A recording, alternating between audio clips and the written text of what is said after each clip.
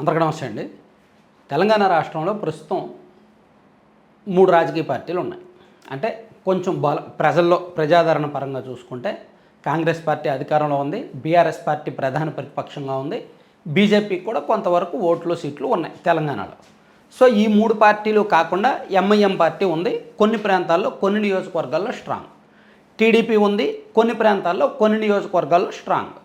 కవిత గారు పార్టీ పెట్టారు, మేబీ అది ఏదో ఒక పార్టీకి తోక పార్టీయే తప్ప నిజంగా ఒరిజినల్ పార్టీ అయితే కాదు.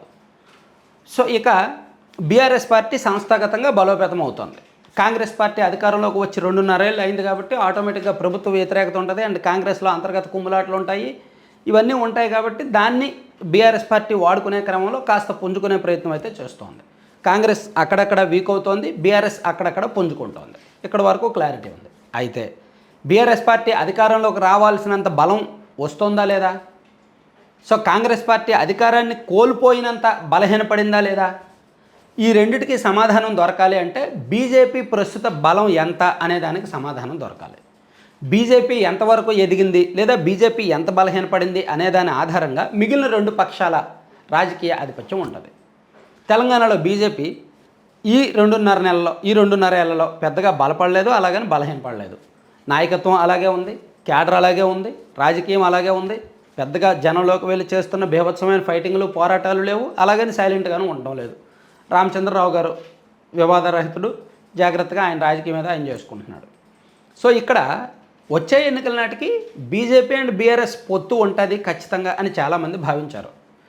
సో ఎందుకంటే బీజేపీకి జాతీయ స్థాయిలో దేశం మొత్తం మీద ఉన్న అతిపెద్ద రాజకీయ ప్రత్యర్థి కాంగ్రెస్ పార్టీ, బీఆర్ఎస్కి తెలంగాణలో ఉన్న అతిపెద్ద రాజకీయ ప్రత్యర్థి కాంగ్రెస్ పార్టీ.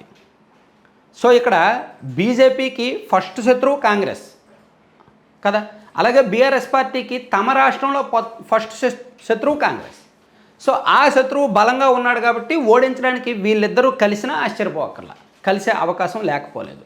కానీ నిన్నగాక మొన్న కేంద్ర హోంశాఖ మంత్రి అమిత్ షా గారు ఏమన్నారంటే ఇక ఏ రాష్ట్రంలోనూ మేము పొత్తు పెట్టుకునే అవకాశం లేము, పొత్తు పెట్టుకోము, సింగిల్గానే అధికారంలోకి వస్తాము అని చెప్పారు. పర్టికులర్గా తెలంగాణను ఆయన మెన్షన్ చేశారు. తెలంగాణలో మేము ఏ రాష్ట్రంతో కూడా పొత్తు పెట్టుకోమని చెప్పారు.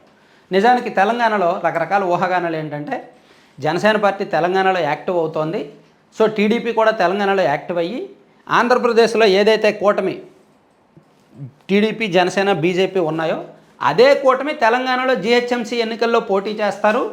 వచ్చే సార్వత్రిక ఎన్నికల నాటికి బీఆర్ఎస్ పార్టీని కూడా కలుపుకొని ఒక పెద్ద మహాకూటమిగా ఏర్పడతారు అని అనుకున్నారు అంతా.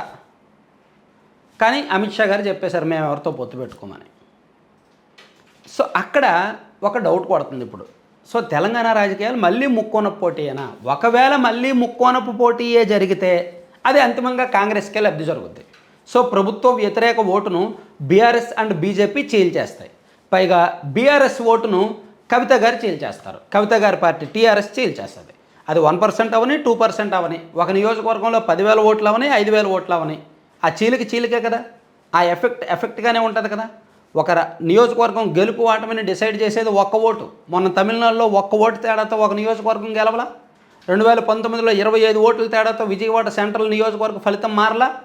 అలాగే కవిత గారు ఒక 20 నియోజకవర్గాల్లో బీఆర్ఎస్ పార్టీ ఓట్లు చీల్చేసి ఒక్కొక్క అభ్యర్థికి ఒక 10,000 12,000 ఓట్లు వచ్చాయనుకోండి, బీఆర్ఎస్కి నష్టమే కదా. సో అందుకని బీఆర్ఎస్కి ఒక భయం ఉంది అండ్ బీజేపీకి కూడా అంతగా రాజకీయంగా పట్టు చిక్కలేదు. సొంతంగా అధికారంలోకి వచ్చేంత సీన్ లేదు బీజేపీకి తెలంగాణలో.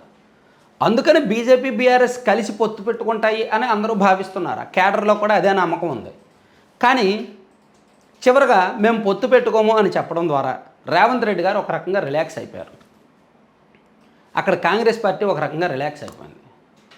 అయితే దీనికి ఇంటర్నల్గా మరో స్కెచ్ ఉంది అంటున్నారు. తెలంగాణ రాష్ట్రంలో 2028 శాసనసభ ఎన్నికలకు ముందు ఎవరూ ఊహించినటువంటి రాజకీయ మార్పులు జరుగుతాయి.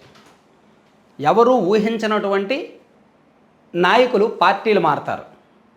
అసలు వీళ్ళు ఈ పార్టీ నుంచి ఈ పార్టీకి మారతారని ఎవరు ఊహించలేరనమాట. అటువంటి పరిణామాలకి బీజేపీ తెర వెనక పావులు కదుపుతోంది.